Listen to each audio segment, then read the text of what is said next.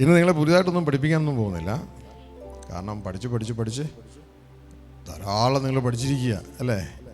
പഠിച്ചത് അപ്ലൈ ചെയ്യണം. അല്ലെന്നുണ്ടെങ്കിൽ എന്തായി മാറും?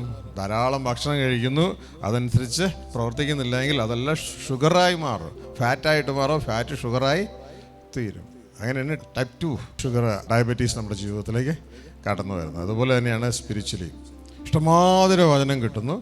ആ വചനം നമ്മുടെ ജീവിതത്തിൽ അപ്ലൈ ചെയ്യാനായിട്ട് ഇടയാകണം. അപ്ലൈ ചെയ്യുമ്പോൾ എന്ത് ചെയ്യും? അത് നമുക്ക് ആരോഗ്യമായി മസിൽസായി മാറുവാനായിട്ട് ഇടയാകും. ഹല്ലേലൂയ. മസിൽസായി മാറണം. എപ്പോഴാണ് മസിൽസ് ആകണേ? ജിമ്മിൽ പോയിട്ടുള്ള ആരെങ്കിലും ഉണ്ടോ ഈ കൂട്ടത്തിൽ? ജിമ്മിൽ പോയിട്ടുള്ള ആരെങ്കിലും? ആരുമില്ല? ഒരാളുണ്ട്. എപ്പോഴാണ് മസിൽസ് ആകുന്നത്? നമ്മൾ പ്രഷറിലൂടെ നമ്മുടെ മസിൽസിനെ പ്രഷറിലൂടെ കടത്തിവിടും. ആ പ്രഷറിലൂടെ കടത്തിവിടുമ്പോഴാണ് അത് മസിൽസായിട്ട് വരുന്നത്. എന്നിട്ട് എന്ത് ചെയ്യും? ആ പ്രഷറിലൂടെ കടന്നു പോകുമ്പോൾ നമുക്ക് ഭയങ്കര ക്ഷീണം ഉണ്ടാകും. നമ്മൾ വല്ലാതെ ഒരു അവസ്ഥയിലൂടെ കടന്നു പോകും. ശരീരമൊക്കെ വേദന എടുക്കും. ആ വേദനയാണ് ഒരു സുഖം. അതിലൂടെ സ്റ്റിമുലേഷൻ ഉണ്ടാകും. നമ്മുടെ മസിലുകൾക്കെല്ലാം ഒരു സ്റ്റിമുലേഷൻ ഉണ്ടാകും. മനസ്സിലായോ? ആ സ്റ്റിമുലേഷൻ ഉണ്ടായി കഴിയുമ്പോൾ അതിൻ്റെ അകത്തൊരാഗ്രഹം ഇങ്ങനെയാണ്, അതിൻ്റെ ഉള്ളിലൊരു പ്രേരണ ഇങ്ങനെയാണ്, എനിക്ക് വളരണം. സ്റ്റിമുലേഷൻ കിട്ടിയില്ലേ? അപ്പോൾ നമ്മൾ നിന്നറിയാമോ? ചുമ്മാ അതും ഇതും കയറി കഴിക്കാതെ പ്രോട്ടീൻ കഴിക്കണം. മനസ്സിലായോ? അതിന് വളമിട്ട് കൊടുക്കണം. അപ്പോൾ അത് കയറി ആ സ്റ്റിമുലേഷൻ ഉണ്ടായി കയറി അങ്ങ് വളർന്നു കഴിഞ്ഞ് 2 ദിവസം കഴിയുമ്പോൾ വീണ്ടും, കഴിഞ്ഞ ദിവസം 5 കിലോ വെയിറ്റാണ് എടുത്തതെങ്കിൽ അതിൻ്റെ അടുത്ത ദിവസം കഴിയുമ്പോൾ 6 കിലോ വെയിറ്റ് എടുക്കാൻ തുടങ്ങും.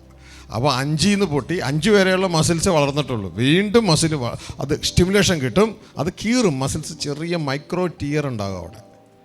അതുണ്ടായി കഴിയുമ്പോൾ നമുക്ക് വേദന എടുക്കും. പക്ഷേ പിറ്റേ ദിവസം വേദന ഉണ്ടല്ലോ, ആ വേദന എടുക്കുമ്പോൾ ആ പോകുന്ന വ്യക്തിക്ക് അറിയാം, ഓക്കെ എനിക്ക് ആ വേദന ഒരു സുഖമാണ്. വേദന ഇല്ലാതെ വരുമ്പോൾ ഒരു ബുദ്ധിമുട്ടാണ്. ആ വേദന ഒരു സുഖമാണ്. ഹല്ലേലൂയ. അപ്പോൾ പിന്നെ വീണ്ടും പ്രോട്ടീൻ കഴിക്കുമ്പോൾ വീണ്ടും ആ മസിൽസ് വീണ്ടും കയറും. അങ്ങനെ ആ കുറേശ്ശെ ഗ്രാജുവലി ആ വെയിറ്റ് കയറ്റി കൊണ്ടുവരും. ഇതേപോലെ മസിൽസ് വളരുന്നതിനനുസരിച്ച് ആൾ ശക്തിപ്പെടും, മറ്റു മേഖലകളെല്ലാം നന്നാകും. ഇതേപോലെ തന്നെയാണ് സ്പിരിച്വലി. നിങ്ങൾ കേട്ട വചനം ജീവിതത്തിൽ പ്രാവർത്തികമാക്കണം. ഹല്ലേലൂയ. അതിനെന്ത് വേണം? നമ്മുടെ ജീവിതത്തിൽ കഷ്ടങ്ങൾ വേണം, വെയിറ്റുകൾ വേണം, കഷ്ടങ്ങൾ, സഹനങ്ങൾ വേണം. ഹല്ലേലൂയ. ഇതുകൊണ്ട് ദൈവത്തിൻ്റെ വചനം പറയുന്നത് ക്രിസ്തുവിൽ വിശ്വസിക്കാൻ മാത്രമല്ല, അവന് വേണ്ടി കഷ്ടം സഹിക്കാൻ കൂടെ വരം നമുക്ക് നൽകിയിരിക്കുന്നത്. അപ്പോൾ കേട്ട വചനം നമ്മുടെ ജീവിതത്തിൽ പ്രാവർത്തികമാകണം. ഹല്ലേലൂയ. മത്തായിയുടെ സുവിശേഷം 13:21 ഞാൻ ചിന്തിക്കുകയാണ്. 13:21 എന്താ പറയണതെന്ന് ശ്രദ്ധിച്ച് കേൾക്കുക. ഉപദ്രവം ഉണ്ടാവുമെന്ന്. ആ ഉപദ്രവം ഉണ്ടാകാൻ കാരണം എന്താണെന്ന് എഴുതി വെച്ചിട്ടുണ്ട്.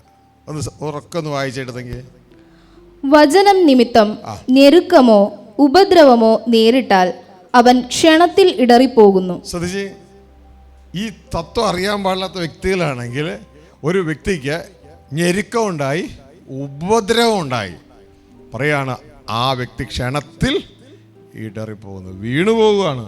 ഒരു പ്രശ്നം വന്നപ്പോൾ പെട്ടെന്ന് വീണു. പക്ഷെ എന്തുകൊണ്ടാണ് പ്രശ്നം ഉണ്ടായെന്നോട് എഴുതിയേക്കണേ? എന്തുകൊണ്ടാണ് പ്രശ്നം ഉണ്ടായേ? വേറെ ഒന്നും കൊണ്ടല്ല, നീ വചനം കേൾക്കാൻ പോയതുകൊണ്ടാണ് പ്രശ്നം ഉണ്ടായത്. മനസ്സിലായോ? ആ പ്രശ്നം ഉണ്ടായത് എന്തുകൊണ്ടാ? നീ വചനം കേൾക്കാൻ പോയത് കൊണ്ടാണ് പ്രശ്നം ഉണ്ടായേ. എന്ത് നിമിത്താ പ്രശ്നം ഉണ്ടായേ? കഷ്ടത ഉണ്ടായേ? ഞെരുക്കം ഉണ്ടായേ? എന്താ അവിടെ എഴുതിയേക്കണേ? വചനം നിമിത്തം. വചനം നിമിത്തമാണ് പ്രശ്നം ഉണ്ടായേ. വചനം നിമിത്തമാണ് കൂട്ടുകാർ കളിയാക്കിയത്. വചനം നിമിത്തമാണ് കെട്ടിയവൻ വല്ലാത്ത മുഖം കാണിച്ച് എന്തൊക്കെയോ പറഞ്ഞത്. വചനം നിമിത്തമാണ് അവള് എന്താ പറയുക, എന്തൊക്കെയോ പറയാൻ പറ്റാത്തതൊക്കെ കയറി പറഞ്ഞത്. എല്ലാം വചനം നിമിത്തമാ. വചനം കേട്ടു, ആ വചനം പ്രാക്ടീസ് ചെയ്യുവാനുള്ള ഒരവസരമായിരുന്നു അത്. പക്ഷെ നമ്മൾ കളഞ്ഞ് പൊളിച്ചു, നശിപ്പിച്ചു. ഹല്ലേലൂയ. നശിപ്പിച്ചു.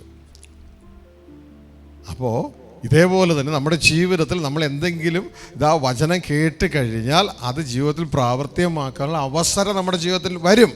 അപ്പം നമ്മൾ എന്ത് ചെയ്യും? സെൽഫിൽ നമ്മൾ റെസ്പോണ്ട് ചെയ്യരുത്. മനസ്സിലായോ? പിറുപിറുക്കരുത്. ഇങ്ങനെ പറയണേ, എൻ്റെ ദൈവം അറിയാതെ ഒന്നും എൻ്റെ ജീവിതത്തിൽ വരികയില്ല. അദ്ദേഹം എനിക്കെതിരെ വന്നോ? ദൈവം അറിഞ്ഞോണ്ടാ. ഹല്ലേലൂയ. ദൈവം അറിഞ്ഞോണ്ടാ, ദൈവം അറിയാതൊന്നും സംഭവിക്കില്ല. എൻ്റെ ദൈവത്തിന് എനിക്ക് തരാൻ നന്മ മാത്രമേ ഉള്ളൂ എന്ന് ആ സമയത്ത് നാം കൺഫസ് ചെയ്യണം. മനുഷ്യരുണ്ടോ ഇല്ലയോ, നോ ഇഷ്യൂ. ദൂതന്മാർ കേൾക്കുന്നുണ്ട്, പിശാചുക്കൾ കേൾക്കുന്നുണ്ട്. നാം കൺഫസ് ചെയ്യണം, എൻ്റെ ദൈവത്തിന് എനിക്ക് തരാൻ നന്മ മാത്രമേ ഉള്ളൂ എന്ന് കൺഫസ് ചെയ്യാം. അപ്പോൾ ഈ കേട്ട വചനങ്ങൾ നമ്മുടെ ജീവിതത്തിൽ പ്രാവർത്തികമാക്കാൻ അവസരം വരുമ്പോൾ നാം അത് തട്ടിക്കളയരുത്, അത് ഉപയോഗിക്കണം എന്ന് പ്രത്യേകിച്ച് ഓർപ്പിക്കുക. ഹല്ലേലൂയ.